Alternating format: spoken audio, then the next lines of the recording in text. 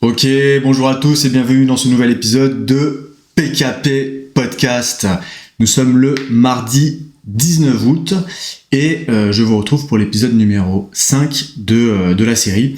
Alors pour les petits rappels, évidemment vous retrouvez cet épisode sur YouTube, vous êtes la plupart en réalité à écouter sur YouTube, mais sachez que le podcast depuis maintenant quelques temps est aussi disponible sur les plateformes dédiées. Donc pour moi c'est moins bien parce que je préfère avoir une vue sur YouTube qu'une vue sur les plateformes, mais pour vous je sais que pour beaucoup c'est plus pratique parce qu'on sait tous qu'on écoute un podcast en général en faisant autre chose, en conduisant, en jouant aux jeux vidéo, j'ai appris ça, bon bref, peu importe l'activité que vous faites, que ce soit des tâches ménagères, peu importe, je m'en fous à la rigueur, mais c'est parfois plus pratique d'avoir les plateformes plutôt que YouTube pour pouvoir verrouiller le téléphone ou quoi que ce soit.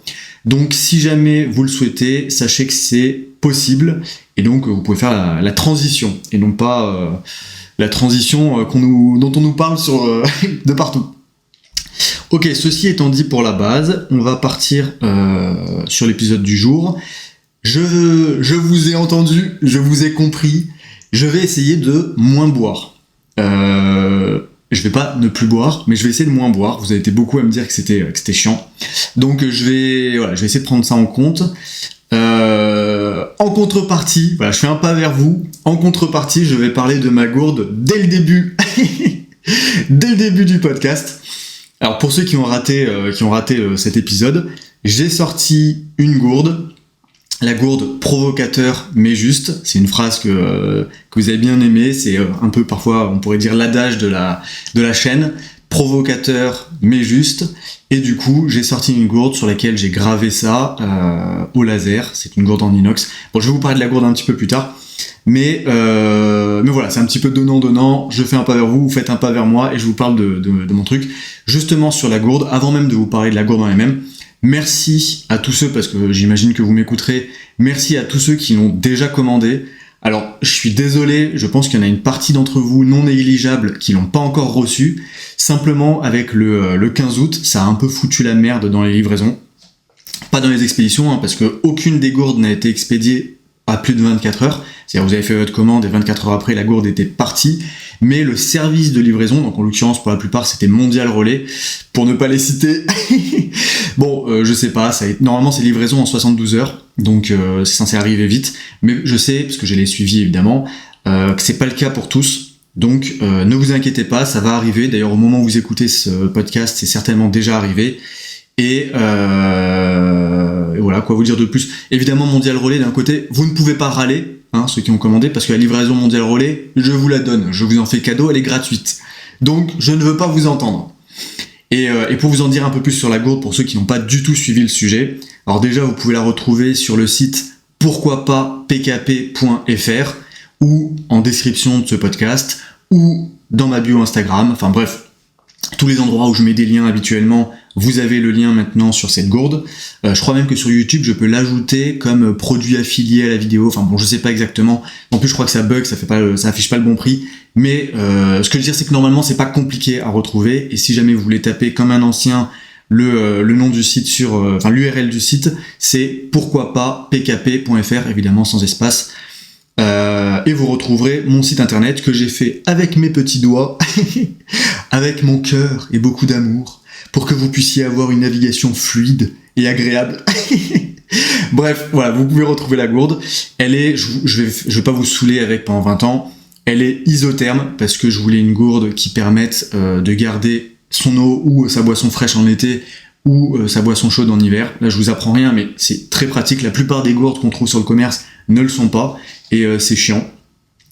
Elle est évidemment de bonne qualité, c'est de l'acier inoxydable de qualité alimentaire, c'est pas du plastique avec plein de perturbateurs endocriniens qui donnent un goût dégueulasse à l'eau, c'est un matériau brut que vous retrouvez, je sais pas, en cuisine, dans des grands restaurants, etc. Enfin, il n'y a pas de souci là-dessus.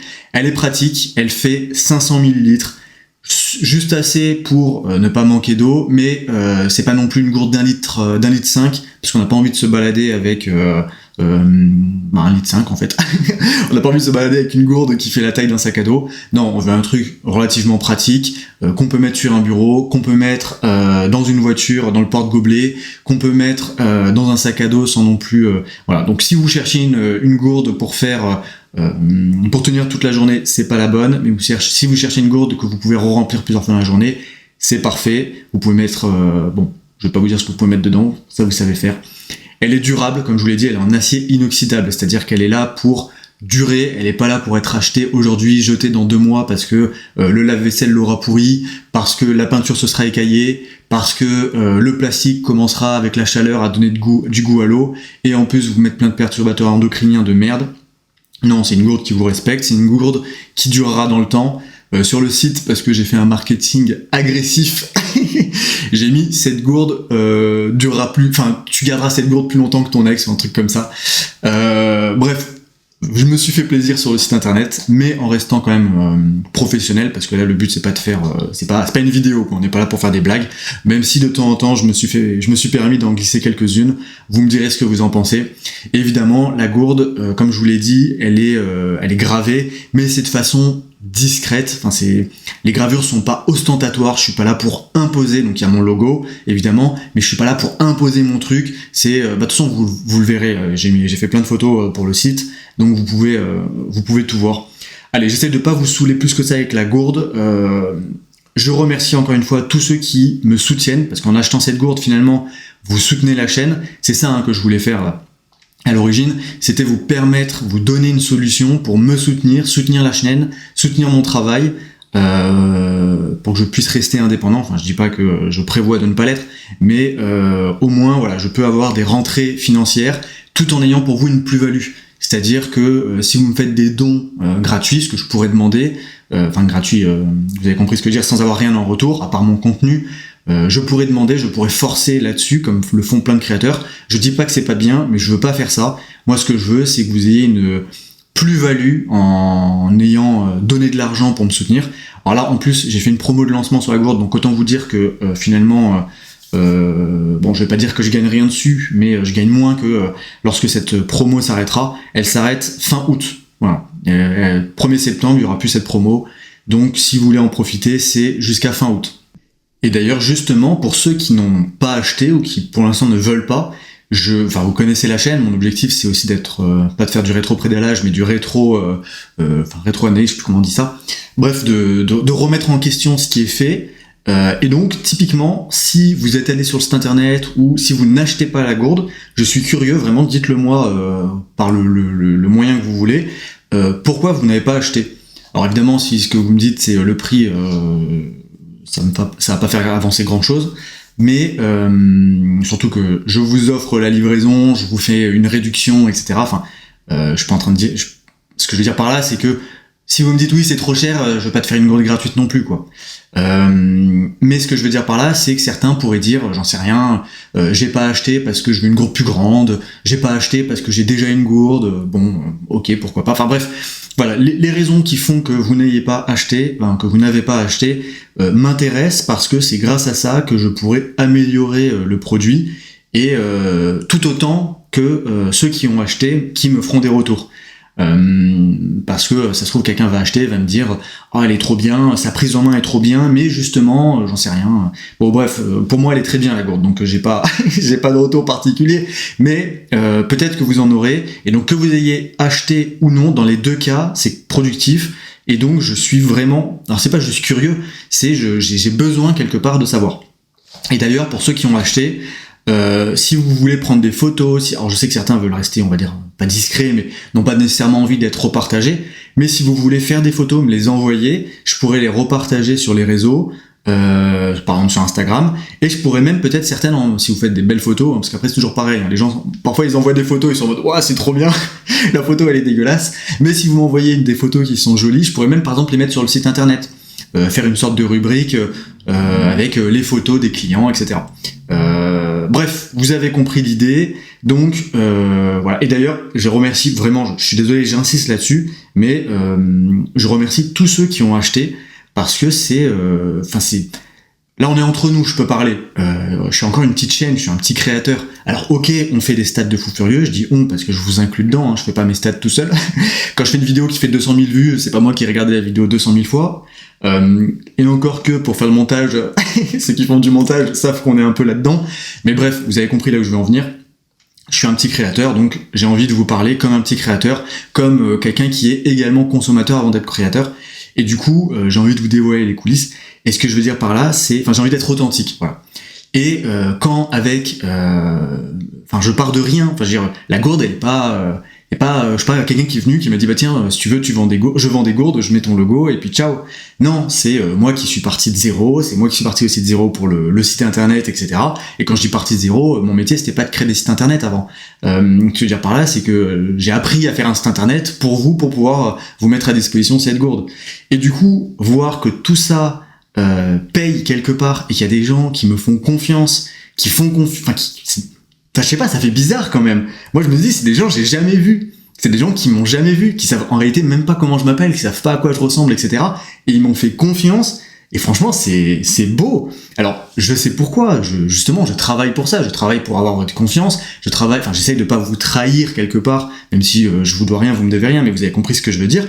J'essaye d'être honnête et d'être droit vis-à-vis de vous et vis-à-vis de la chaîne, mais ça fait quand même bizarre de se dire putain, il y a des mecs qui sont allés sur le site que j'ai fait, ils ont acheté, il y a même des mecs qui ont acheté 2 gourdes. Quand j'ai mis l'outil sélecteur, j'étais en mode bon, je le mets parce que sur un site, faut pouvoir sélectionner combien t'en veux. Mais je m'attendais pas à ce que, tu vois, il y a des mecs, ils ont même pas essayé. Ils se sont pas dit, allez, j'en achète une, on reverra plus tard. Surtout que la livraison est gratuite. Je veux dire, si tu veux en acheter 10 000, tu peux très bien dire, j'en achète une, la livraison est gratuite, et puis quand j'en rachèterai 10 000, la livraison sera toujours gratuite. Non, le mec, il s'est dit, j'en achète 2, et d'ailleurs, le mec à qui je pense, qui en fait, il m'a marqué parce que c'est le premier qui a passé la commande, donc tu te reconnaîtras peut-être, je te salue, il en a acheté 2, et en plus, pour le coup, il a payé la livraison, parce que si vous voulez être livré à domicile, avec Colissimo, là pour le coup Colissimo me facture tellement cher que je vous répercute une partie pour vous. Donc si vous voulez une livraison gratuite, ça sera en point relais, en mondial relais, mais si vous voulez une livraison à domicile, c'est dans l'ordre de, je sais plus, mais c'est quelques euros quoi. Et donc cette personne, voilà, elle a payé jusqu'au bout. Donc bref, voilà, ce que je veux dire, c'est vraiment merci. N'hésitez pas à me faire des retours, je suis sûr que ce sera constructif. Et voilà, je suis désolé, je vous parle pas mal de la gourde, mais en même temps, déjà, c'est mon podcast, je fais ce que je veux. Et aussi, on en parlera un peu plus tard, mais vous pouvez pas être tout le temps consommateur quelque part passif et ne jamais soutenir réellement. Je suis pas en train de vous faire la morale et de vous dire vous devez acheter mes gourdes, c'est pas ça que je veux dire, mais vous pouvez pas m'en vouloir d'essayer de trouver des solutions pour que ma chaîne financièrement soit viable. Vous pouvez pas m'en vouloir de faire ma propre pub, vous pouvez pas m'en vouloir de vouloir vivre de mon activité, parce que sinon, l'activité ne durera pas. Enfin, je veux dire, comment vous voulez qu'une chaîne dure dans le temps si cette chaîne prend énormément de temps et qu'elle ne rapporte rien? Et ce que je veux dire par là, c'est, vous le savez très bien. Donc, et justement, on va en parler un peu plus tard parce que je vais vous parler de certaines marques. Mais allez, je vais en parler maintenant. Donc pour avoir une chaîne qui est viable, évidemment, il faut qu'elle rapporte de l'argent. Jusque là, je vous apprends rien. Ou alors, il faut vraiment que ce soit un hobby. Mais vu le travail qui est abattu sur cette chaîne, ça peut pas être simplement un hobby. Je passe pas 2 heures par jour à être dessus, quoi. Et déjà 2 heures par jour, tous les hobbies, vous faites pas 14 heures de hobby par jour. Hein. Je sais pas si vous aimez le foot ou même, imaginons que vous aimez le sport. Si vous faites la somme de toutes les heures de sport que vous faites, il y en a très peu parmi vous qui font 14 heures de sport par semaine. Bref, ce que je voulais dire par là, c'est je cherche des partenaires. C'est d'ailleurs pour ça que vous avez des placements de produits, etc. Parce que comme vous le savez, je peux pas compter trop sur la monétisation YouTube. Et donc, pour ce faire, j'appelle parfois des marques, je les démarche. Alors parfois c'est elles qui me démarchent, mais parfois c'est moi qui essaye de trouver des marques, soit parce que je les aime bien, soit parce que je sais qu'elles ont sponsorisé d'autres youtubeurs et je me dis ça peut avoir une plus-value pour vous, donc je les contacte, etc. Et une fois, donc là j'en ai une en tête que je vais pas citer, que j'ai contactée par téléphone, et la personne en face m'a parlé du cordon sanitaire. Alors je sais pas si vous savez ce que c'est le cordon sanitaire. Attendez, je vais vous le chercher sur Google, comme ça je vais vous le dire exactement. Comme ça je le fais pour que vous n'ayez pas à le faire. Cordon sanitaire.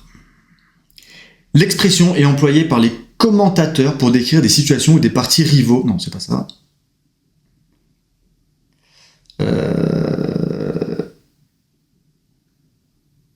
Voilà. Putain. Bon bref, j'arrive pas à trouver la définition que j'avais trouvée quand j'avais googlé pour moi. En gros, le cordon sanitaire, c'est ne pas donner de tribune, ne pas donner la parole à tout ce qui est apparenté à l'extrême droite. Et donc déjà, si vous me suivez, vous rigolez. Mais voilà, on en est à ma chaîne par exemple, elle est, alors, je vous apprends rien, mais censurée entre guillemets. Parce que, je sais pas, je vais aborder certains sujets qui vont pas plaire, ou certains sujets dont il faut surtout pas en parler. Et là, je vous parle de quelqu'un que j'ai eu au téléphone, qui n'a pas regardé mon contenu. C'est quelqu'un que j'ai eu au téléphone, qui était dans une grosse entreprise. Pour le coup, c'est une entreprise belge, je peux même vous le dire. C'est d'ailleurs eux qui utilisent plus le cordon sanitaire, enfin l'expression cordon sanitaire que les Français. Et ce que je voulais dire par là, c'est il n'a pas regardé mon contenu. Il a juste cliqué sur ma chaîne YouTube sur Google pendant qu'on était au téléphone, et il a lu mes titres. Alors, d'un côté, c'est vrai que mes titres sont un peu provocateurs, mais justes, si je peux me permettre, mais le mec, voilà, s'est arrêté là. Bon, bref, voilà, je vais pas vous parler de ça pendant 20 ans, mais c'est pour vous dire dans quel environnement on est, et d'ailleurs, ça me permet de remercier les marques qui, elles, veulent bien travailler avec moi, parce que, on en a besoin, et si, là je parle pas pour moi, je parle de manière générale, si tous les créateurs un petit peu patriotes sont censurés et qu'il n'y a aucune marque qui veut travailler avec eux, ça va être compliqué quoi, parce que forcément, par définition, ils vont s'éteindre. Alors tous les gros arrivent à vivre par d'autres activités, c'est d'ailleurs ça mon objectif, je m'en cache pas. Mon objectif c'est de pouvoir être indépendant à la fois des rémunérations des plateformes et des rémunérations liées au partenariat. C'est d'ailleurs pour ça que je lance une bouteille à la mer avec la gourde, mais forcément, pour commencer, ma chaîne n'existe sérieusement que depuis quelques mois. Tout ne se fait pas, Rome s'est pas fait en 2 jours, quoi, ni en 3 mois, ni en 4 mois. Donc voilà un petit peu pour ça. De quoi je voulais vous parler d'autre ? Je voulais vous parler, alors c'est un abonné, un mec sur Insta que je salue, qui se reconnaîtra certainement, qui m'a envoyé, alors je pensais pas en parler, mais je me suis dit allez, je vais en parler parce que je trouve ça rigolo, je mets des gros guillemets. Il m'a envoyé une news et il m'a screené les commentaires. Alors je vous lis la news et comme ça vous voyez s'il y a un truc qui vous plaît pas, enfin s'il y a quelque chose qui vous chagrine, quelque chose qui dans la façon dont la news, je vous donne des indices pour essayer de pré-shot les commentaires qu'il y a derrière. Quand je vous lis la news, s'il y a des choses qui vous troublent. Europa Park. Une fille de 6 ans a été enlevée et agressée en plein parc aquatique par un homme roumain de 31 ans. Bon voilà, je vous laisse quelques secondes pour réfléchir. Et donc dans les commentaires, il y a des personnes, voilà, on va les qualifier comme ça, des animaux, des abrutis, qui ont dit, alors je vous en lis un seul, même s'il y en a plusieurs, en quoi est-il indispensable de préciser la nationalité ?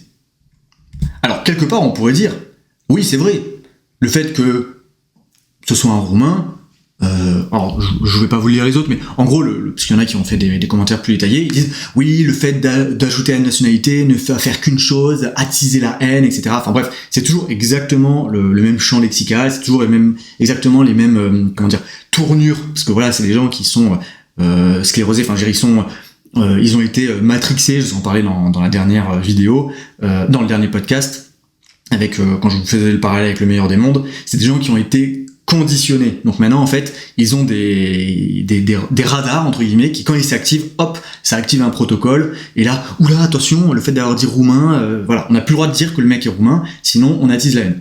Bon, je me suis dit, à la rigueur, allez, pourquoi pas, c'est vrai, on pourrait dire qu'il n'est pas roumain, c'est une information supplémentaire. Mais dans ce cas-là, il y a plein d'autres informations qui, pour moi, sont supplémentaires et qui vont attiser la haine. Parce qu'en gros, le raisonnement, c'est ça, c'est, tu dis qu'il est roumain, donc tu vas attiser la haine sur les Roumains. Pourquoi pas ? Une fille, c'est moi qui ai rajouté fillette. Une fille de 6 ans a été enlevée et agressée en plein parc aquatique par un homme de 31 ans. C'est vrai que ça pourrait suffire. Mais dit comme ça va attiser la haine sur les hommes. Bah oui, parce qu'après, certains vont se dire, ou certaines vont se dire, oui, tous les hommes, finalement, sont les mêmes. Donc je propose que, tout comme on enlève roumain, on enlève homme. Puis 31 ans, c'est pareil.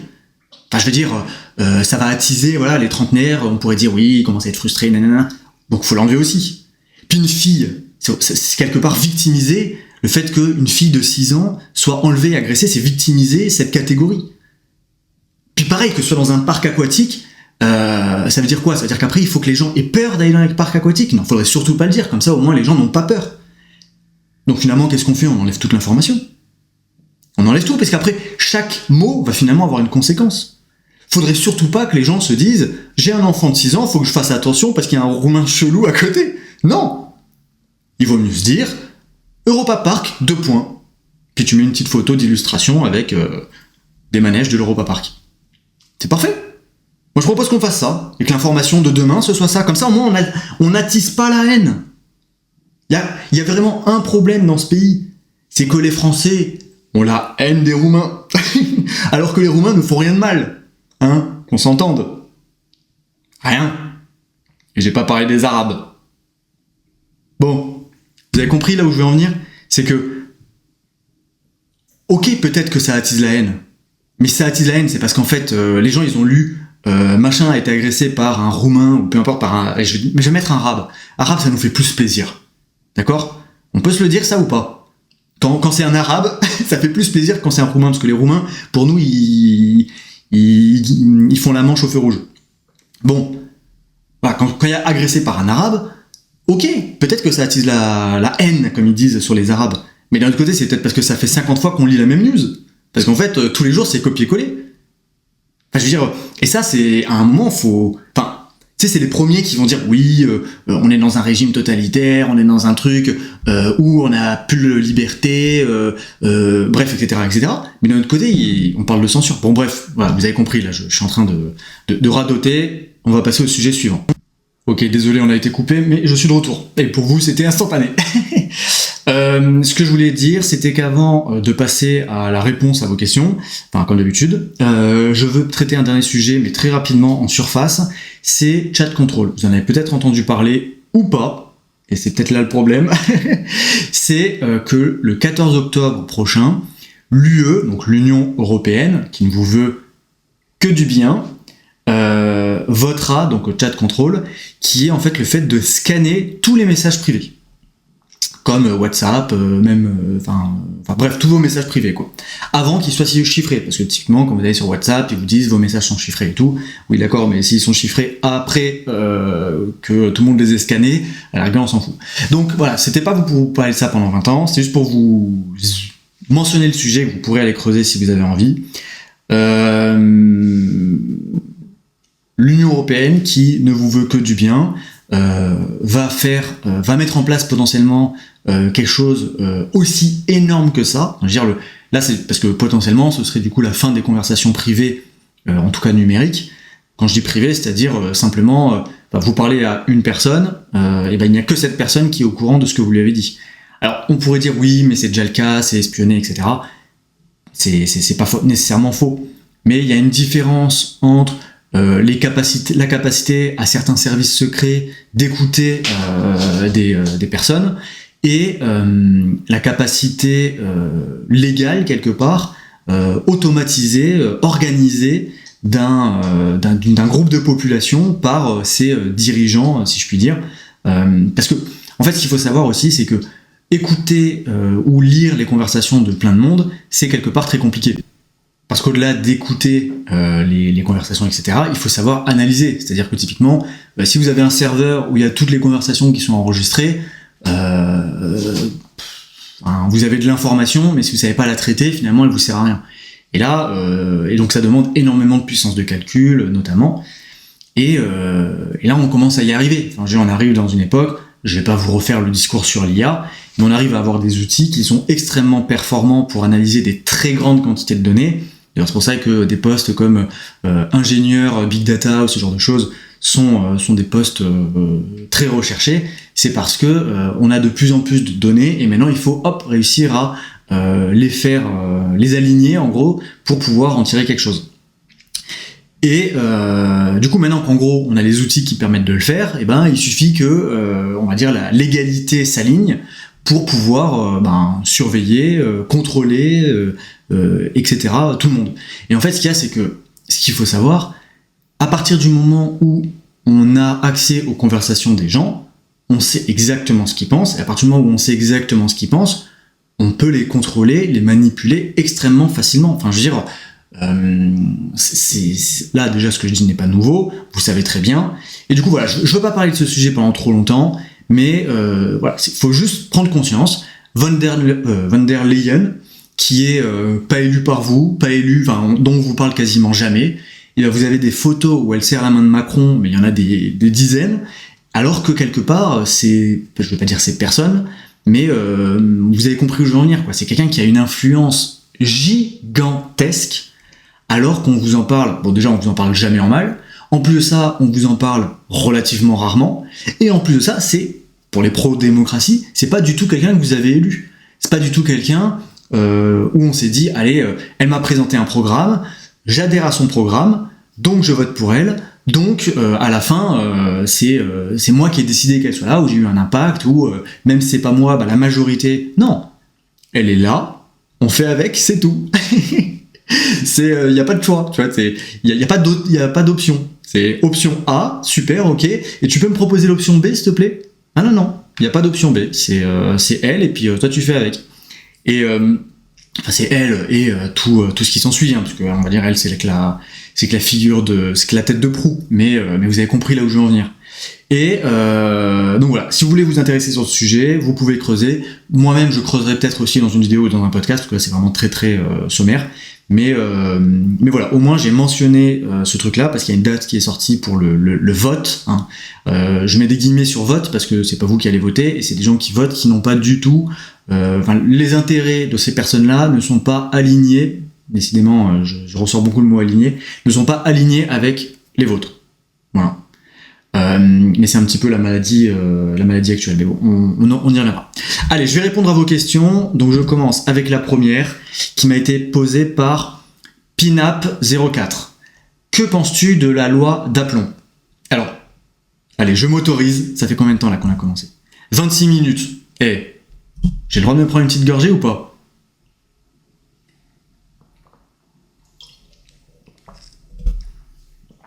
J'ai essayé de boire le plus discrètement possible. Au pire, ça vous a fait du blanc. Bref, qu'est-ce que je pense de la loi d'aplomb? Alors, déjà, qu'est-ce que c'est? Parce que tout le monde ne connaît pas nécessairement. En gros, c'est une loi qui vient réguler ou justement déréguler certains aspects de l'agriculture. Pourquoi? Parce que donc en France, il y a certains pesticides, certains certains éléments chimiques qui sont interdits dans l'agriculture parce qu'ils sont mauvais, mais qui sont autorisés dans d'autres parties, notamment en Union européenne. Et du coup, qu'est-ce qui se passe? Le jour où vous allez acheter des tomates, en fait, il y aura des tomates françaises versus des tomates d'autres pays, et les tomates dans d'autres pays seront plus de la merde parce que, déjà elles sont pas françaises, hein, on a le droit de j'ai le droit de le dire sans argument. Donc déjà elles seront pas françaises, mais en plus de ça, elles auront eu certains pesticides, certains produits qui seront très mauvais à la fois pour les fruits et légumes en eux-mêmes, mais à la fois pour les sols, mais qui permettent d'augmenter la rentabilité, qui permettent d'augmenter la productivité, ce qui fait que pour 1 hectare, au lieu de produire X de tomates, vous allez pouvoir produire Y avec Y supérieur à X. Et du coup, nécessairement, si c'est plus facile de produire, les coûts de production baissent, donc les coûts les prix à la revente baissent également. Ce qui fait qu'on se retrouve avec des produits français qui sont plus chers que des produits qui sont importés, pas parce qu'ils sont... tout simplement parce que, on va dire, c'est déloyal, entre guillemets, dans le sens où certains ont le droit d'utiliser des produits et d'autres pas.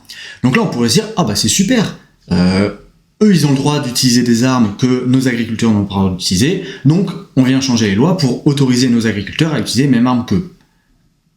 Non. Non, parce que ces armes, en fait, c'est des armes de merde. Donc, dans ce cas précis, par exemple, une piste qui aurait pu être envisagée, c'est de se dire, eux, ils gagnent de l'argent dû au fait qu'ils utilisent de la merde.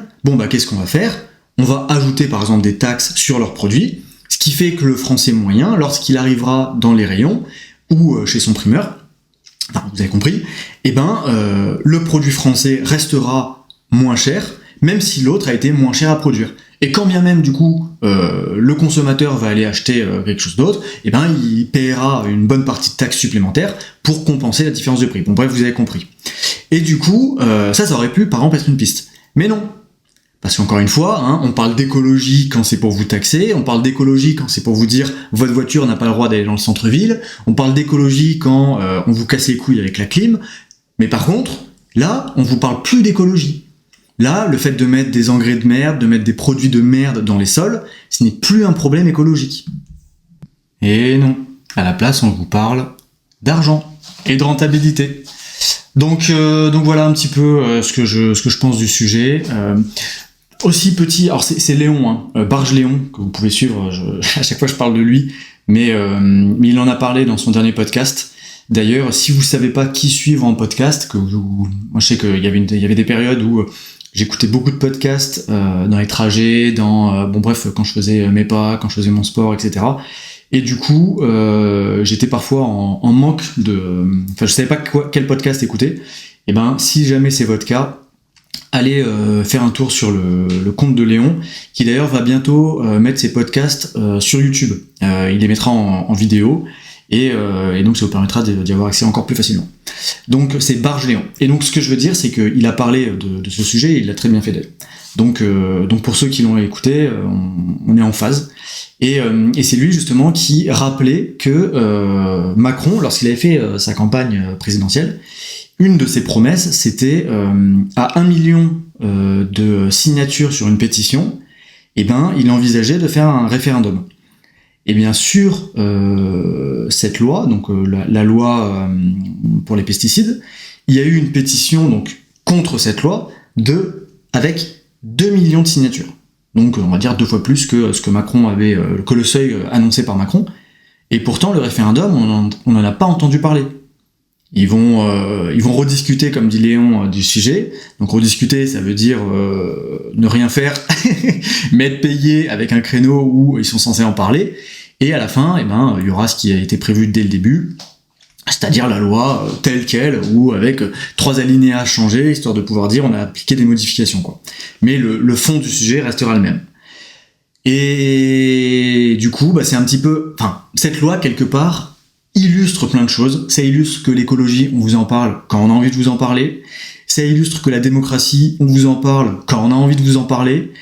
Et ça illustre que, en fait, les promesses de campagne, une fois de plus, parce que là, on parle pas d'une promesse qu'il ne peut pas tenir, parce que, je sais pas, imaginons qu'il avait fait une promesse de campagne en disant, je dis n'importe quoi, la retraite est à 80 ans. Bon, il pourrait dire, je ne peux pas, parce que au moment de voter cette loi, moi je l'ai proposée, mais ceux qui votent les lois ne sont pas dans mon camp et ont refusé, c'est l'opposition, c'est pas de ma faute. Bref, ça pourrait être une disquette, mais au moins on pourrait dire, quelque part il a essayé. Là non, il y a rien techniquement qui l'empêche de faire un référendum.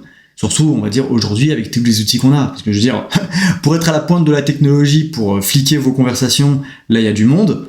Par contre, pour être à la pointe de la technologie, pour se dire, allez, on va peut-être écouter ce que mon peuple a à dire, parce que je suis dans une démocratie et que je passe mon temps à parler de démocratie, je parle pas en tant que PKP, hein, je parle en tant que président élu démocratiquement, hein, donc là, tout va bien avec la démocratie. Par contre, quand la démocratie ne suit pas la ligne directrice qui a été établie, finalement, on en parlera plus tard.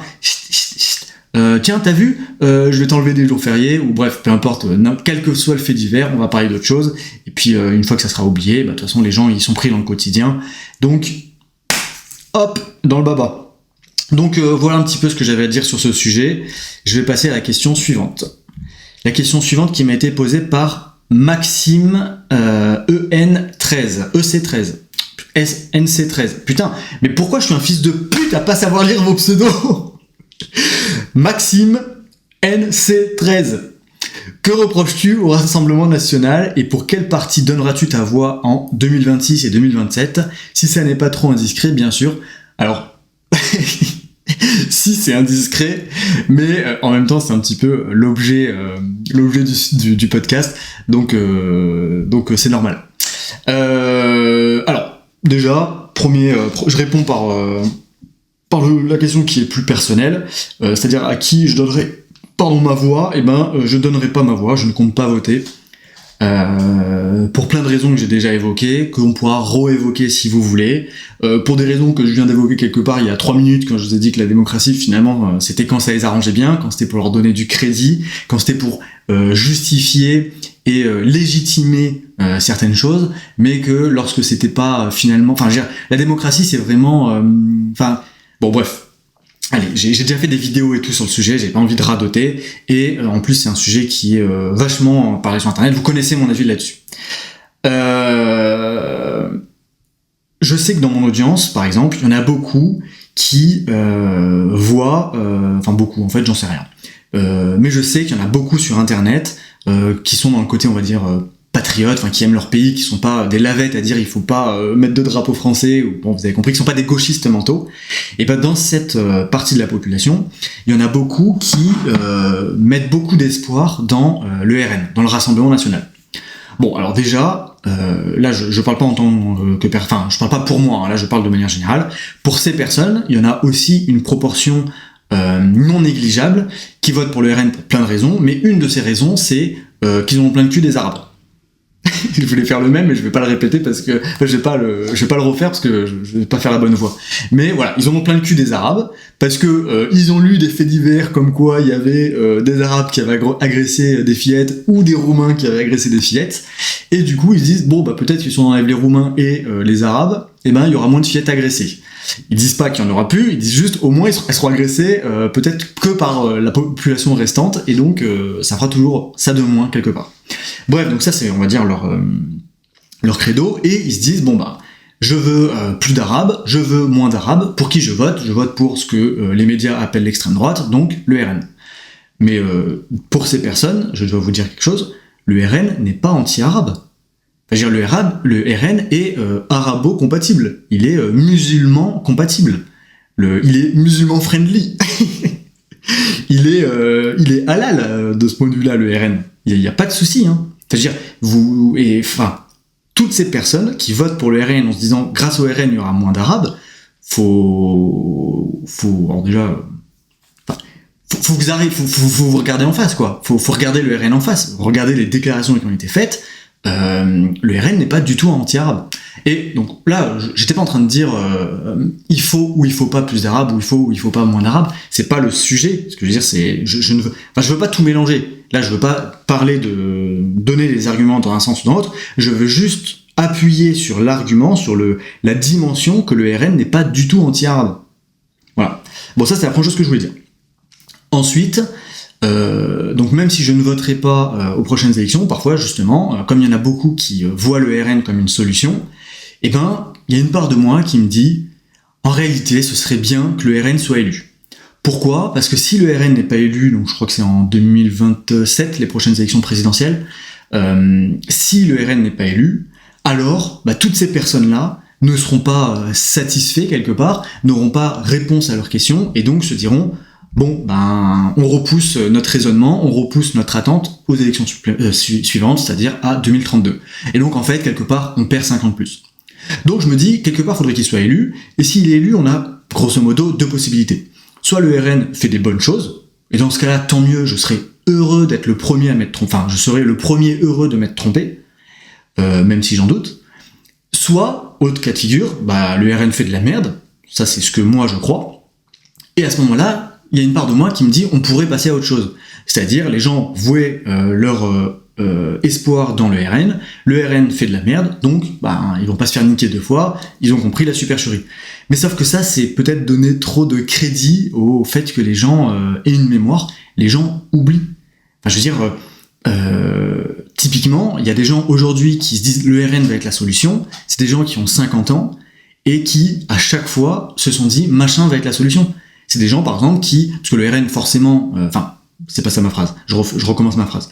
Le RN monte en popularité, le RN monte dans le nombre de personnes à un nombre de personnes qui soutient le RN, qui le soutient, qui augmente. Donc, par définition, il y a des gens qui, aujourd'hui, soutiennent le RN, qui ne soutenaient pas le RN avant. Donc, dans ces personnes-là, il y en a qui ont, 50 ans, et ces personnes-là, du coup, avant, soutenaient, on va dire, par exemple, les Républicains,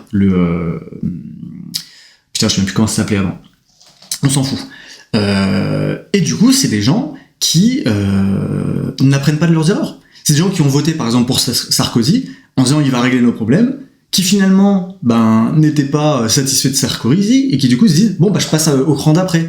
Mais c'est des gens qui se disent pas mais attends, mais tout ça, faut que j'arrête de donner de la légitimité à tout ce système, quoi. Donc, ce que je veux dire, c'est que finalement, quand bien même le RN est élu, j'y crois pas trop, et c'est pour ça que, entre autres, pour moi, je ne vous inciterai pas, après je veux pas non plus vous dire ce que vous avez à faire, vous avez compris, hein, le but de cette chaîne, c'est pas de vous donner des lignes directrices et de vous mettre dans des rails pour que vous suiviez un truc, c'est de vous donner des éléments, pas des éléments de réponse, mais des éléments de réflexion pour que vous fassiez votre propre avis. Là, quand je vous donne ces arguments-là, et c'est pour ça que j'essaye d'isoler parfois en disant, je parle d'un sujet, je veux pas mélanger avec le reste, c'est pour sur des points précis, vous puissiez réfléchir et avoir votre propre avis. Que vous soyez, c'est pour ça aussi que souvent je dis, là je ne parle pas pour moi, etc., c'est parce que je veux pas vous influencer quelque part. Et du coup, typiquement, je ne vous inciterai pas à aller voter, y compris pour le Rassemblement National, pour toutes les raisons que je viens de vous donner.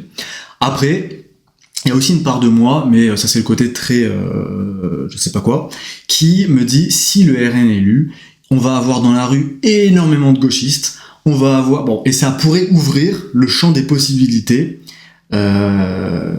mais honnêtement, j'y crois pas trop, et voilà. En pratique, ce que je pense, c'est que le RN va perdre au second tour, comme toutes les dernières fois, face à celui qui aura été placé en face de lui, parce que oui, quelque part, les personnes sont placées. En plus, maintenant, c'est pratique. Enfin, je veux dire, faut arrêter de croire que tout est lié au hasard. Ce que je veux dire, c'est que là, le RN, c'est une aubaine pour tous ceux qui, quand j'ai tous ceux, c'est les grands puissants de ce monde. Vous voulez faire élire quelqu'un, parce que vous avez des moyens de le faire chanter, parce que vous savez qu'il va défendre vos intérêts, parce que vous savez que c'est quelqu'un qui sera manipulable. Alors je dis pas que les politiques sont manipulables par le lambda, hein. Si toi tu croises un politique, tu pourras pas nécessairement le manipuler, mais quand tu fais partie de certaines personnes, tu peux manipuler, parce que tu as des leviers que le commun des mortels n'a pas. Tu te dis, allez, bidule, il est pas mal, il va vraiment servir mes intérêts pendant 5 ans, et après on en rediscutera. Maintenant, c'est trop simple. T'as plus besoin de faire gagner Bidule face au monde. T'as besoin de faire gagner Bidule t'as juste besoin de l'amener au deuxième tour. Et ensuite, au deuxième tour, au second tour, ce sera super simple. T'auras juste à faire en sorte que, comme d'habitude, les Français se transforment en castor et fassent barrage. Et du coup, en fait, avant, il y avait 2 étapes à gagner, maintenant, il n'y en a plus qu'une. Parce que la deuxième, elle est de facto trop facile, quoi. Il y a le cordon sanitaire. Et du coup, ce que je voulais vous dire avec ça, c'est voilà, en pratique, il va y avoir, je sais pas, un Édouard Philippe, qui d'ailleurs se fait bien oublier, hein. Édouard Philippe, faudrait qu'à un moment je parle. Je pense que je vais parler dans le Tour de France des pires villes, je vais parler de sa ville, le Havre, et ça me permettra de parler d'Édouard Philippe, qui là se fait bien oublier pour pouvoir faire un retour triomphant. Voilà, et ensuite pour le RN, pour terminer un peu de vous parler du RN, au-delà de toutes les idées macro, etc. qu'on pourrait avoir, le programme du RN, par exemple en 2022, c'était de la merde. Enfin, je veux dire, je dis pas que tout était pourri, mais il y avait des trucs, c'était vraiment de la merde. Je me souviens d'une des mesures, c'était l'exonération d'impôt sur les revenus pour les jeunes de moins de 30 ans. Alors dit comme ça, vous dites ok, c'est bizarre, c'était sans condition. C'était pas, par exemple, un jeune qui a moins de 30 ans et qui gagne moins de X euros, on l'exonère d'impôt pour l'aider à se lancer dans la vie, Non, c'était tout le monde. Du coup, tu te retrouvais, si jamais ça passait, avec un Mbappé qui pouvait dire merci au RN, alors que le smicard de 35 ans qui a une famille à nourrir, lui, il allait être imposé comme tout le monde, quoi. Et alors, je dis pas que... vous avez compris ce que je veux dire, quoi. Et c'était des trucs... Et on pouvait même pas dire, oui, mais c'est une mesure qui va être bénéfique financièrement, parce que du coup, les jeunes vont plus consommer, parce que les jeunes aussi... Non, parce que c'était vraiment indépendamment des revenus. C'était vraiment arbitraire. C'était... les jeunes de moins de 30 ans, c'est un électorat qui pourrait voter pour nous. Et si on essayait de trouver un moyen de les mobiliser, on leur dit qu'ils payent pas d'impôts. Voilà, cadeau. C'est vraiment du populisme, quoi. Et d'ailleurs, le LFI sont pas mieux, hein. LFI, ils militent pour que le droit de vote soit autorisé à partir de 16 ans. Putain, mais les fils de pute, comment tu peux dire ça? Alors, la raison elle est très simple, hein, c'est parce que les jeunes votent énormément pour LFI. Donc ils se disent, si les jeunes votent beaucoup pour nous, si on élargit la fenêtre des jeunes, on aura encore plus de votes. Je veux dire, c'est juste mathématique, hein. Ils se sont pas dit ça. Enfin, ensuite, ça c'est la vraie cause. Et ensuite, ils vont te donner d'autres arguments du style on a le droit à 16 ans, on est mature, on peut décider de machin. Enfin, et d'ailleurs, juste, je fais une petite parenthèse, parce que du coup, à 16 ans, évidemment, sur principe, t'es à l'école, ou t'es étudiant, enfin, je veux dire, quand même tu fais une voie professionnalisante, c'est-à-dire que tu vas très vite travailler dans la vie, à 16 ans, en général, t'es encore en train d'étudier, et quand bien même tu bosses, parce que t'as bossé 6 mois, que bon, voilà, tu connais la vie. Mais ce que je veux dire, c'est qu'à 16 ans, t'es un putain d'enfant. Enfin, je dis pas qu'à 16 ans, il y a personne qui est mature, je dis pas qu'à 16 ans, ton avis, on s'en fout. Enfin, je veux dire, si là, t'as 16 ans, en plus, il y en a peu qui ont 16 ans qui m'écoutent. Mais si t'as 16 ans et que tu m'écoutes, je dis pas que t'es un abruti, je dis juste que, aie l'humilité de prendre en considération le fait que, il y a beaucoup de choses que t'as pas vécues. Enfin, je veux dire, par définition, tu vis chez papa-maman, il y a plein de faits de société auxquels tu n'as jamais été confronté, il y a plein de choses que tu ne connais pas. Et alors d'un côté, dit comme ça, on pourrait dire, oui, du coup, on fait voter que les vieux. C'est pas ça non plus. C'est pas ça que je veux dire. Mais à 16 ans. Et puis ça, c'est aussi un problème du vote, c'est que grosso modo, voter, c'est décider comment sera utilisé l'argent du pays. Et dans ces gens qui votent, il y a des gens qui n'apportent pas de l'argent au pays. Enfin, je sais pas, ça vous fait pas bizarre, vous? Genre, c'est comme si demain, je sais pas quel parallèle je pourrais vous faire. Vous faites un pot commun avec des amis pour faire un cadeau, par exemple. C'est l'anniversaire d'un de vos amis. Vous faites un pot commun avec les autres.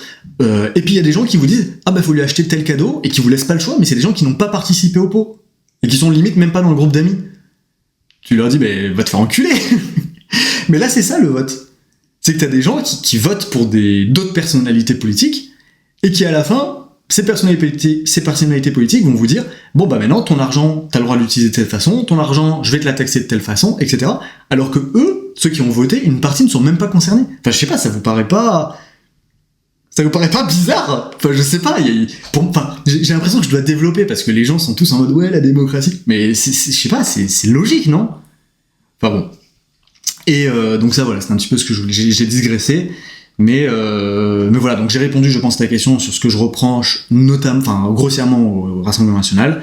Sinon, j'ai aussi fait une vidéo qui parle de manière générale des partis politiques. Je crois qu'elle s'appelle Pourquoi le LFI et le RN vont disparaître.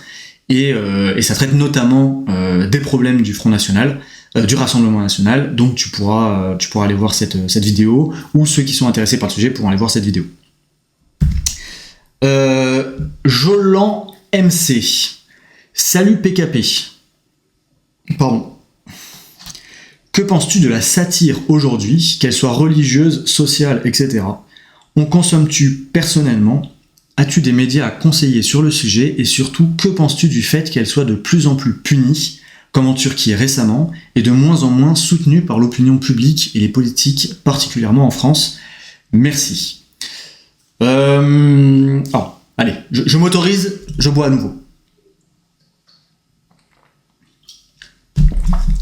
Alors la satire, je sais pas, parfois la limite, je sais pas ce que tu entends par satire, est-ce que tu entends des journaux comme Charlie Hebdo, ou je sais plus, le Canard enchaîné, je crois qu'ils font beaucoup de dessins, alors là je parle de beaucoup de satire visuelle, c'est vrai. Mais donc non, alors, en fait c'est un sujet que je connais pas tant que ça. La satire à proprement parler, la satire c'est entre guillemets l'art de dénoncer quelque chose par l'humour. Voilà. Peut-être que j'ai pas fait une bonne définition, mais c'est un petit peu comme ça dans mon esprit. Et de dénoncer en exagérant, en faisant de l'humour, etc. Donc sur le principe, après moi tu peux pas être de manière générale, on peut pas être pour la liberté et être contre la satire, parce que la satire fait partie de la liberté d'expression, qui elle-même fait partie de la liberté. Après, les problèmes que je pourrais donner sur la satire, c'est quand elle est... si c'est dans un objectif quelque part constructif, c'est-à-dire avec la satire, tu critiques par exemple, une politique, ou tu critiques le gouvernement, pourquoi pas, parce que du coup tu peux mettre en avant certaines choses, etc. Mais si après ta satire, en fait, c'est juste un prétexte et que tu viens te cacher derrière pour faire du bourrinage sur un sujet, mais sans être du tout constructif, sans être, à la rigueur, non, on s'en fout. Je sais pas, honnêtement, je me suis jamais trop rangé dans la case de personnes qui consomment de la satire, mais elle me dérange pas. Alors peut-être que je suis pas assez éveillé sur le sujet et que là vous pourriez me dire oui mais en fait c'est pas bien parce que sur tel ou tel sujet.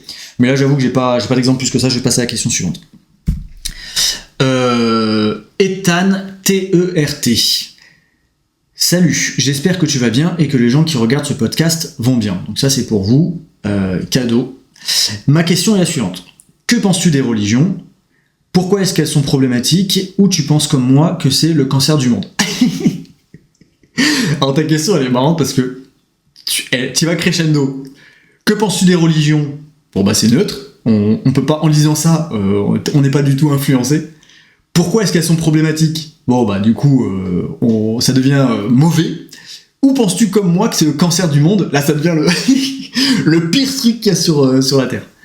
Bon pareil voilà, j'ai pas envie de parler trop de religion de façon trop terre à terre. Ce qu'il y a c'est comment parler de religion. Il y a des choses, il y a que le temps qui peut le faire. Je m'explique. Quand tu perds ce que je vous souhaite pas, un être proche, un être cher, quoi qu'il arrive, quelqu'un peut vous parler avec les meilleurs mots du monde, ça pourra atténuer, mais ça ne fera pas, vous n'arriverez pas à accepter votre peine. Mais quand même vous gagnez au loto, voilà, le lendemain de votre père meurt le lundi, le mardi vous gagnez au loto, vous serez pas heureux pour autant. Et la seule chose qui vous permettra, non pas de tourner la page, mais qui vous permettra d'accepter, c'est le temps. Et pareil, quelqu'un, je sais pas, qui fait partie de votre vie, qui vous dit « je serai toujours là », il y a que le temps qui peut vous permettre de voir si effectivement il sera toujours là. Pas ces mots, mais le temps. S'il vous dit « je serai toujours là », tu dis « ok, on verra dans un an ». Si un an plus tard, effectivement, la personne est toujours là, c'est pas mal. On en reparle dans 10 ans. Si 10 ans plus tard, donc 11 ans en tout, la personne est toujours là, ça commence à être pas mal. On se dit, là, il aurait pu me lâcher, il aurait pu, etc., etc. Et en fait, ce que je veux dire par là, c'est que le temps a une puissance sur certains domaines que rien d'autre n'a. Et typiquement, les religions existent depuis des milliers d'années. Elles ont perduré, elles ont vaincu le temps. Et je suis pas en train de dire, du coup, elles sont nécessairement bien, je suis pas en train de dire elles sont toutes bien ou elles sont toutes pas bien. Je suis en train de vous dire, ça il faut quand même en prendre conscience. Et à travers les religions, certaines choses ont réussi à traverser le temps. Il y a des choses physiques, comme par exemple du patrimoine. Quand tu vas dans certains pays, la première chose que tu visites, c'est des édifices, des ouvrages qui ont été érigés simplement parce qu'un jour, il y a quelqu'un qui faisait partie, simplement pour la religion. Et en France, on est un exemple, un exemple marquant, on est un très bon exemple. Tu vas dans n'importe quel village de France, n'importe quelle ville de France, plutôt dans ce sens-là, tu vas dans n'importe quel... Putain, je suis désolé, il y a des gyrophares qui passent autour, je sais pas si vous entendez. Tu vas dans n'importe quelle grande ville, évidemment, t'as des églises, mais tu vas dans n'importe quel petit village, t'as des églises. T'as aussi des églises. Et tu vas dans n'importe quel sommet en montagne, peut-être pas tous, mais tu vas dans beaucoup de sommets, qu'est-ce qu'il va y avoir ? Justement, au sommet, au pic, en haut, il va y avoir une croix. Et pourquoi ? C'est parce que la France s'est construite autour du catholicisme. Alors, je comprends ce que tu veux dire quand tu veux dire que les religions sont par exemple le cancer du monde, c'est parce que à cause des religions, il y a eu énormément de guerres. Je suis très macro, je rentre pas du tout dans le détail. À cause des religions, il y a eu énormément de conflits, il y a eu énormément de morts, il y a eu énormément peut-être de scissions, mais il y a eu aussi énormément de rassemblements. Il y a eu énormément de peuples qui se sont rassemblés autour d'une religion, qui ont réussi à faire front grâce à cette religion, et au-delà de ça, d'un point de vue beaucoup plus individuel, certains, grâce à la foi, ont réussi à trouver leur voie, leur chemin, ont réussi à trouver du réconfort, ont réussi à se ranger, et donc les religions ont aussi apporté beaucoup de choses. Mais je comprends ce que tu veux dire, mais la question est, est-ce que par exemple, sans religion, on aurait eu moins de guerres ? Alors oui, avec les religions, il y a eu beaucoup de massacres, oui, il y a eu beaucoup d'exécutions, oui, il y a eu beaucoup de détournements, mais est-ce qu'on peut vraiment résumer les religions à c'est des personnes qui se battent pour avoir le meilleur ami imaginaire? Je sais pas. Ou j'ai pas envie de donner la réponse. Je pense que les religions, après ça dépend des gens, tout le monde n'est pas touché par la foi, et ça c'est au titre individuel, mais on peut pas nier l'impact des religions. Enfin, ne serait-ce qu'en France, t'enlèves le catholicisme, je sais pas si la France est la même. Enfin, je sais que la France n'est pas la même. Et voilà, sur ce sujet-là, j'ai pas envie d'en dire plus que ça à ce moment-là. Voilà. Pika Pika F8Y. Désolé PKP, je n'ai pas Instagram, du coup je tente de poser ma question dans les commentaires. Cher PKP, comment as-tu fait pour avoir un tel esprit critique et cette capacité à trouver les bons mots? Alors je le dis tout de suite, j'ai sélectionné cette question parce que elle me flatte. Est-ce que c'est une raison suffisante pour sélectionner une question? Oui, je fais ce que je veux. Mais bon, je l'ai aussi sélectionné en me disant ça vous permettra ça me permettra de faire un rappel de comment poser mes questions.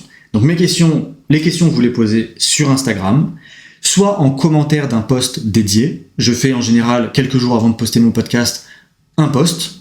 Là par exemple je l'ai pas fait parce que j'avais encore plein de questions en retard. Du coup j'ai sélectionné des questions qui m'étaient arrivées depuis, mais j'ai aussi pris des vieilles questions qui m'avaient été posées il y a quelques semaines maintenant.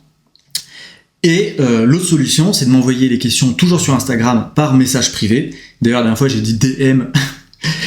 Donc j'ai fait un anglicisme avec les initiales, donc horrible, mais je suis désolé, je m'en excuse, je me repentis. Mais voilà, vous pouvez m'envoyer en message privé ou en message via Instagram, et de cette façon, vous serez anonyme, c'est-à-dire que je ne lirai pas votre pseudo, parce que je me dis, si vous me l'envoyez d'une personne A à une personne B, vous n'avez pas envie qu'une personne C, au hasard, l'Union Européenne vienne lire vos messages et sache que c'est vous qui avez écrit tel ou tel truc. Donc, je ne divulgue pas votre pseudo.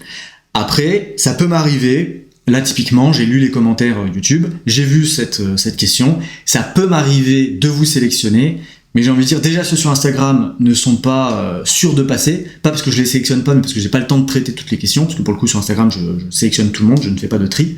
Mais sur YouTube, voilà, vous pouvez toujours essayer, mais vraiment, ne comptez pas sur le... Voilà, c'est vraiment une bouteille à la mer ou une gourde PKP provocateur mais juste à la mer que vous pouvez retrouver sur pourquoipapkp.fr. Donc comment as-tu fait pour avoir un tel esprit critique et cette capacité à trouver les bons mots? C'est juste une question de point de vue, parce que me concernant par exemple, putain mais là en lisant son commentaire j'ai l'impression que... Enfin, si moi j'écoutais un podcast, c'est-à-dire si j'étais à votre place et que j'avais un mec qui me lisait ça, je me dirais, mais ce fils de pute, il a écrit un commentaire lui-même et il le lit en faisant croire que c'est quelqu'un d'autre. Donc bref, ce que je veux dire, c'est juste une question de standard et de point de vue. Typiquement, moi je trouve pas avoir suffisamment d'esprit critique et avoir suffisamment de capacité à trouver les bons mots pour te citer, même si c'est deux points sur lesquels je travaille, il y a plusieurs points sur lesquels je travaille, mais ça en fait partie. Et du coup voilà, c'est ce que je te disais, c'est une question de standard. Et une question aussi de ce que tu recherches, donc par définition de standard. Et c'est plus moi qui vais vous l'apprendre, vous êtes la moyenne des 5 personnes que vous côtoyez le plus. Et ça, j'ai envie d'apporter ma petite, pas touche, mais ma petite précision. C'est à mon sens, on est dans un monde où en fait les 5 personnes que vous côtoyez le plus, ou les 5 personnes de qui vous êtes le plus proche, ce n'est pas nécessairement que vos amis, que votre famille, c'est aussi parfois des personnes qui font des contenus sur internet. Là je veux pas m'inclure, hein, parce que dit comme ça va faire très sectaire, mais ce que je veux dire c'est que s'il y a des personnes que vous écoutez sur internet ou que vous suivez de manière générale de façon assidue et sur plusieurs heures par semaine ou quoi que ce soit, donc encore une fois je parle pas de moi parce que je fais rarement plusieurs heures de contenu par semaine, mais vous avez compris ce que je veux dire, et ben c'est des personnes qui vous influencent, parce qu'on est tous influencés, et du coup ça fait partie, dans les 5 personnes que vous côtoyez le plus, ça peut en faire partie. Je sais pas si vous avez compris ce que je veux dire. C'est-à-dire que si vous avez un créateur, et c'est d'ailleurs pour ça qu'il faut bien choisir les créateurs à qui vous donnez votre temps, déjà parce que votre temps n'est pas infini, mais aussi parce que vous le vouliez ou non, je sais plus si je l'ai bien dit la phrase, on est la moyenne des 5 personnes qu'on côtoie le plus. Je sais plus, je crois que je dis 5 personnes. Bon, je me souviens plus, on s'en branle, de toute façon vous connaissez le truc. Donc ce que je voulais dire, c'est là, quand vous donnez votre temps à un créateur, et ben ce créateur vous influence. Et du coup, typiquement, si vous donnez votre temps à un créateur qui pour vous a une vie de merde, qui ne représente pas ce que vous voulez, qui a pas des bons messages, qui broie du noir, qui etc. Et ben que vous le vouliez ou pas, ça va vous influencer ça va vous attirer quelque part pour vous deveniez comme lui. Et c'est pour ça que si à l'inverse vous suivez des créateurs qui ont un message amélioratif, qui vous poussent à être meilleur, qui sont un peu désintéressés, c'est-à-dire qu'ils ne voient pas simplement leurs chiffres ou quoi que ce soit, et qui pensent à leur audience aussi, et ben vous êtes gagnant quelque part. Bon, vous avez compris là où je veux en venir, je passe à la question suivante. Martial.gs. Une galère d'être sportif et viser le haut niveau tout en continuant de suivre les cours. Oui, mais ça sera le cas toute ta vie. Parce que toute la vie, t'auras... Alors, je minimise pas, parce que t'as tout à fait raison. Mais ce que je veux dire, c'est que ça sera malheureusement quelque chose que tu verras tout le temps. T'auras toujours envie de performer dans certains domaines, mais alors aujourd'hui, c'est les cours. Demain, ce sera peut-être ton boulot. Et ensuite, ça sera aussi ton entourage. Ce que je veux dire, c'est que c'est toujours difficile de composer, et c'est ça d'ailleurs une des recettes d'une vie réussie, épanouie, c'est de réussir à composer entre certains objectifs, certains prérequis, certaines obligations, et c'est le problème un petit peu. C'est pour ça que les journées n'ont que 24 heures, c'est pour ça qu'on n'a qu'une vie et qu'on peut pas... on peut pas tout faire. Donc il faut prioriser. Et typiquement, toi tu veux être sportif et tu es sportif et tu vises le haut niveau, mais d'un autre côté tu as les cours, et c'est très difficile, je suis d'accord, parce que d'un côté les cours sont importants, d'un autre côté, pour viser le haut niveau, tu peux pas le faire, tu peux pas y consacrer simplement quelques heures par-ci par-là et espérer atteindre le haut niveau, surtout qu'en fonction du sport, la compétition est très rude. Donc force à toi. Je vais pas te donner de conseils parce que j'ai pas suffisamment d'infos sur ta situation, mais oui, c'est difficile, mais malheureusement, le jour où tu n'auras plus de cours, n'imagine pas que ce sera plus simple. Parce que un jour, tu auras une femme, donc ça te prendra aussi du temps. Je dis pas que ça te prendra du temps et que c'est pas bien, hein, mais forcément, tu auras une partie de ta journée qui sera consacrée à ta famille, donc dans un premier temps à ta femme. Ensuite, tu auras des enfants, donc une autre partie de ta journée, ta journée, ta semaine sera aussi consacrée autour de tes enfants. Donc là, c'est que les choses bien, mais un jour, peut-être il faudra aussi, si tu n'es pas, ou dans d'autres cas de figure, si tu n'es pas sportif de haut niveau et que ce n'est pas ton métier, mais il faudra consacrer du temps pour générer des revenus et pouvoir subvenir à tes besoins. Ah, le fils de pute, je vous dis qu'il faut de l'argent pour vivre. Bon bref, vous avez compris là où je veux en venir. Il y aura toujours des choses, il y en aura toujours. Et justement, réussir à être bien organisé, à être bien carré, à ne pas perdre de temps, à pas scroller pendant des heures, parce que au-delà de vous bousiller le cerveau, ça vous bousille du temps, et c'est du temps que vous ne retrouverez pas. C'est comme le sommeil manqué. C'est-à-dire quand vous ne dormez pas, vous ne rattraperez jamais ces heures de sommeil. Ça veut pas dire que vous ferez pas une giga sieste ou une giga nuit qui suivra, mais les heures perdues sont perdues. Donc force à toi, bon courage. Photographe Stone. Super, je me suis régalé. Alors c'est quelqu'un qui m'a fait un commentaire sur ma publication du podcast, donc en écoutant celui de la semaine dernière. Super, je me suis régalé. Bon, ta gourde, je n'en ai pas besoin. Je passerai sur ton compte Tipeee. L'anonymat est la pierre angulaire de la liberté d'expression. Enfin pour moi, bye, continue. Donc ça fait référence au dernier podcast où on parlait notamment de l'anonymat sur Internet, parce que l'anonymat est censé être levé pour les... Alors, attendez, ça me fait penser à un truc. Je voulais vous parler de quelque chose par rapport aux enfants.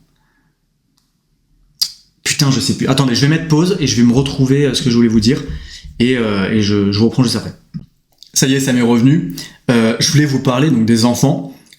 C'est les enfants qu'on vous a mis, donc justement on en parlait la semaine dernière, on met en argument pour lever l'anonymisation, enfin l'anonymat sur Internet, on met en avant les enfants en disant typiquement pour aller sur tel ou tel site, il faut mettre sa carte d'identité, comme ça on peut prouver que tu n'es pas un enfant et donc que tu peux avoir accès à ce contenu. Alors ça a fait beaucoup de bruit parce que c'est sur les sites porno, mais c'est aussi sur plein de sites, par exemple sur Twitter, maintenant vous n'avez plus le droit de tout voir. Et du coup là où je veux en venir, c'est les enfants sont utilisés comme argument pour dire ils ne doivent pas avoir accès à... Putain, je suis en train de me répéter. Mais par contre, à côté de ça, sur sur les chaînes publiques, donc en l'occurrence sur France Télévisions, donc payées par le service public, donc payées par vous, il y a des shows de drag queen qui sont extrêmement suggérés, enfin, au-delà d'avoir des mecs ou des femmes à barbe, je sais pas, comme je disais sur ma vidéo sur l'ouverture des Jeux Olympiques. Bref, des femmes à barbe qui sont en string, qui se baladent, qui s'embrassent, qui se roulent des pelles. Enfin, on parle pas d'un petit smack discret qui d'ailleurs aurait valu un -10 sur un film officiel entre guillemets. Non, là c'est à 1 heure de grande audience. Enfin, on parle pas non plus d'un truc à 2h du matin. C'est sur les services publics, donc c'est totalement toléré par l'État parce que c'est l'État qui met son accord. Et là, par contre, ça dérange pas. Donc, vous voyez un peu le 2 poids 2 mesures que je vais mettre en avant. C'est d'un côté, pour fliquer sur Internet, on met les enfants au premier plan, on met les enfants en argument. Mais d'un autre côté, finalement, à la télé, mais qui voient des mecs s'embrasser, qui sont en jupe, qui sont machin. Et là, je parle même pas du fait que on voit des trans à la télé et des drag queens, etc. C'était juste pour parler du truc sexuel, parce que c'est l'argument sexualité qui a été mis en avant pour Internet. Et d'un autre côté, là, il est plus du tout problématique quand c'est pour faire de la propagande, quoi. Bref, donc ça c'était la petite fin de la parenthèse, quoi. Je passerai sur ton compte Tipeee, Photographe Stone. Ok, merci. J'allais dire que je t'ai pas vu, mais bon, je suis un fils de pute. Je te remercie de passer sur mon Tipeee. Et tu n'as pas besoin de ma gourde. Écoute, ça fait partie un petit peu de ce que je disais au début de podcast. Je suis curieux de savoir ceux qui n'ont pas acheté pourquoi. Alors je n'ai pas besoin de ta gourde. Ok, c'est peut-être parce que tu en as déjà une. J'essaie de faire des suppositions parce que, sur le principe, jusqu'à preuve du contraire, tu bois. Et là, je suis pas en train de te faire un procès parce que t'as pas acheté ma gourde, non, pas du tout. Surtout que, vous ne me devez rien. Mais je suis curieux, d'en savoir plus de pourquoi tu n'en as pas besoin. T'en as déjà une. Et si t'en as une, est-elle isotherme? Est-elle en acier inoxydable? N'est-elle pas en plastique? Bon, bref. Je vous laisse me donner plus de détails, donc je dis vous parce que je te parle à toi, mais aussi à tous ceux qui pourraient écouter. Et ceux qui sont intéressés par ma gourde, encore une fois, c'est en description et ça me soutient. Florian Pierquet, l'arme à feu que tu choisirais en cas d'apocalypse. Écoutez, je suis pas très bon en arme à feu. C'est pas un domaine que je maîtrise, donc j'ai pas envie de répondre que je maîtrise suffisamment pour bien répondre avec une arme parfaite. Après, ça dépend ce que t'appelles apocalypse aussi. Est-ce que l'apocalypse c'est une guerre civile? Est-ce que l'apocalypse c'est une invasion de zombies? Je sais pas. Ce que je peux vous dire, c'est que je prévois de me renseigner grandement sur ce sujet-là parce que j'ai envie de faire une vidéo sur le port d'armes en France et sur plus globalement la défense. Alors je pense que je ferai une vidéo dédiée au port d'armes et après peut-être si le sujet vous intéresse, je creuserai plus en détail justement quelle est la meilleure arme pour se défendre, etc. Je prévois, je veux pas vous en dire plus, mais je prévois aussi de contacter des experts entre guillemets du sujet et qui sont aussi présents sur YouTube que vous connaissez peut-être. Je vais pas donner de nom, mais c'est un sujet que je vais creuser et je répondrai à ta question de façon détournée via la chaîne YouTube. Allez, dernière question pour aujourd'hui, je pense. Cob 17897. Tu penses quoi des problèmes de pollution? J'ai rapidement parlé de ça. Tu penses quoi des problèmes de pollution? Il y a plusieurs types de pollution. Il y a la pollution qui vous permet d'être taxé, il y a la pollution qui vous permet de vous imposer des règles, et donc c'est la bonne pollution, et il y a la mauvaise pollution, c'est-à-dire celle dont on ne parle pas, celle qui est déversée dans les rivières, celle qui en gros permet je sais pas, j'ai l'impression de dire des banalités, mais d'un autre côté, faut le dire parce qu'on l'entend pas suffisamment. Donc, il y a des pollutions, le CO2, oui, c'est mauvais, oui, c'est le mal absolu, mais le CO2, c'est très bien parce que ça vous permet de vous taxer, ça vous permet de vous dire, je sais pas si par exemple, si vous le savez, mais les entreprises sont maintenant notées, entre guillemets, sur la quantité de CO2 qu'elles émettent. C'est d'ailleurs pour ça que vous avez plein d'entreprises qui ont pour objectif de réduire de 50% leurs émissions de CO2 d'ici 2030. C'est pas des trucs qui sortent du chapeau parce que l'entreprise elle veut, c'est parce que derrière elles ont des notes notamment ESG pour ceux qui connaissent un petit peu, et en fonction de ça, elles ont des fonds, elles ont des malus ou quoi que ce soit. Et par exemple en Allemagne, une des grosses industries allemandes, c'est l'industrie automobile, avec, je sais pas, Audi, Volkswagen, etc., Mercedes. Et donc bon, Volkswagen, par exemple, il y a eu le Dieselgate, c'est-à-dire ils ont carrément truqué ils ont truqué des tests d'émissions de polluants de leur moteur. Donc on en avait beaucoup entendu parler. Mais ce qu'il faut savoir sur l'industrie allemande, c'est que comme ils sont bidons en voitures électriques, parce que voilà, les voitures électriques sont amenées comme une solution justement au problème de pollution, mais on pourrait en discuter, hein, n'est-ce pas ? Mais comme on regarde le CO2, bah c'est vrai qu'un moteur qui brûle de l'essence versus un moteur qui n'en brûle pas, hein, donc c'est-à-dire un moteur électrique, si on regarde que d'un point de vue CO2, et c'est pratique, hein, parce que c'est exclusivement ça qui est regardé, et ben l'électrique est superbe. Et du coup, comme les Allemands sont bidons en voiture électrique, et ben ils continuent de faire des voitures à essence. Et du coup, ils émettent énormément de CO2. Enfin, ils sont considérés comme émettant énormément de CO2. Et du coup, ils ont des malus. Et donc, et c'est là où je vais en venir, ils ont le droit, pour baisser leur consommation, donc c'est la baisser de façon vraiment artificielle, de racheter des parts ou de racheter des crédits, je sais plus exactement comment c'est qualifié, à d'autres marques qui en l'occurrence sont des marques qui elles font par exemple que de l'électrique et qui du coup elles ont aucune émission de CO2, donc ça leur dérange pas d'entre guillemets vendre des crédits CO2 puisque elles n'en utilisent pas. Donc il y a des entreprises par exemple américaines comme Tesla, mais aussi énormément d'entreprises chinoises parce que les Chinois eux sont très bons pour le coup en voiture électrique.